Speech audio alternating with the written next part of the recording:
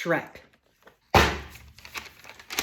has the titular character go on a quest to save a princess with Donkey to get his swamp back. So the positives on the film are, right off the bat, it has one of my favorite soundtracks in a movie. In the beginning, you have All Star, that I really enjoy for the opening credits. Bad Reputation, when Shrek is battling Farquaad's knights. That's really cool. Hallelujah is a slow song, and it's good for the emotional stuff in the third act, so I like that. And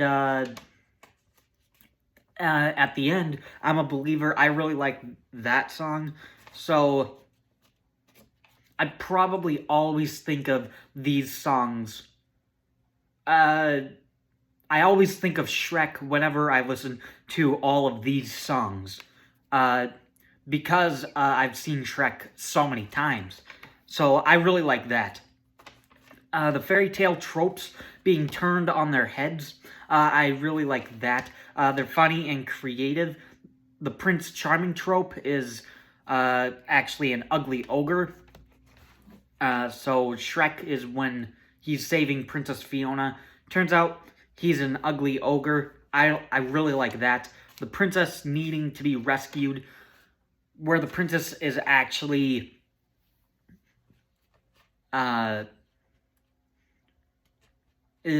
not pretty, at least at night.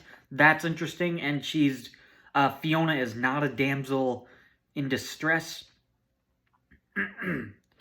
That was cool when she took on like all of Robin Hood's merry men. That was an awesome scene. It showed like how cool she can be. The dragon of the castle turned out to be nice by the end, so I really like that. So it subverts a lot of the classic fairy tale Disney tropes. So that's really cool. The movie is really funny. I like when Farquaad walks up to the table when we first see him. And then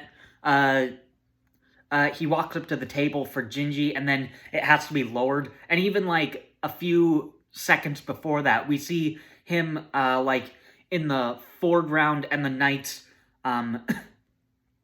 like in the background. So it looks like like the knights in the background are up here, and then Farquaad looks like he's up here, but then when he walks, he's like actually down here compared to the knights. So that was actually really funny for his first appearance in the movie.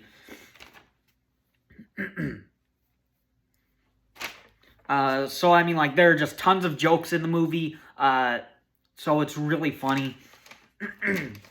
Fiona turning out to be an ogre in the third act actually makes the third act of the movie a little more interesting.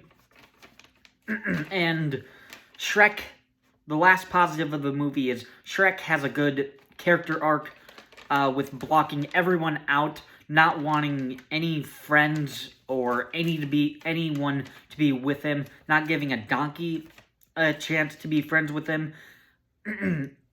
And he needs to learn to let people in. That's a good character arc. So there's a nice character arc in the movie that I really like for Shrek. That's it for positives. On to the negatives. There's not that many. The first negative is the animation I don't think holds up too well, just because it's early CGI. But I think it's still fine. You can clearly tell, like, this doesn't look as good as something 10 years later, 9 years later with Despicable Me, or even Despicable Me 2 and Despicable Me 3. It clearly doesn't look as good of animation as in this own franchise with Puss in Boots: The Last Wish. So it honestly doesn't bother me, but I mean, like, animation, CGI animation has gotten better, so it's a little weird to go back to the original Shrek movie, and it's this ugly to look at, but small negative. And the only other negative is Lord Farquaad, I don't think is a really good villain.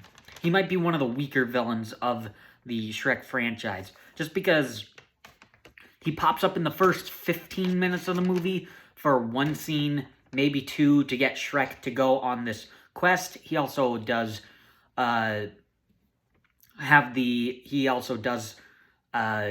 watches the 3 Bachelorette stuff of Snow White, Cinderella, and Princess Fiona.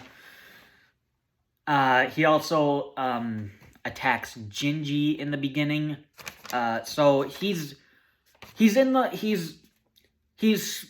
shows up sporadically in the first 20 minutes of the movie, and then somewhere in the middle, they show him seeing the princesses on the mirror again, and then he shows up in the last 15 minutes. So I just kind of wish there was more of him. But in the end, I really like this movie. It's entertaining, and the negatives are pretty small. So, Shrek, I really enjoy it. Thanks for watching.